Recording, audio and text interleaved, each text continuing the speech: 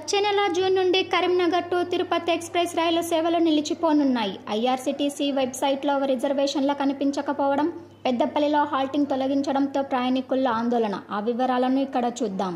కొన్నేళ్లుగా భక్తులకు సౌకర్యవంతమైన ప్రయాణాన్ని అందిస్తున్న కరీంనగర్ టు తిరుపతి ఎక్స్ప్రెస్ రైలు సేవలు వచ్చే నెల జూన్ నుండి నిలిచిపోనున్నాయి.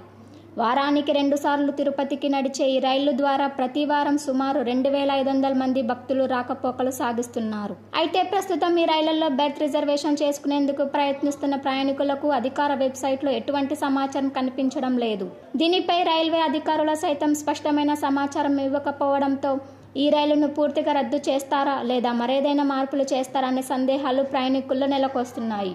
దీని కారణంగా ఈ మార్గంలో జరగాల్సిన ట్రయల్ రన్ మరింత ఆలస్యమయ్యే అవకాశం ఉంది. ఒకవేళ ఈ బైపాస్ మార్గం అందుబాటులోకి వస్తే కరీంనగర్ నుండి వరంగల్, కాచిపేట వైపుకు వెళ్లే రైలు పెద్దపల్లి స్టేషన్కు వెళ్లాల్సిన అవసరం ఉండదు.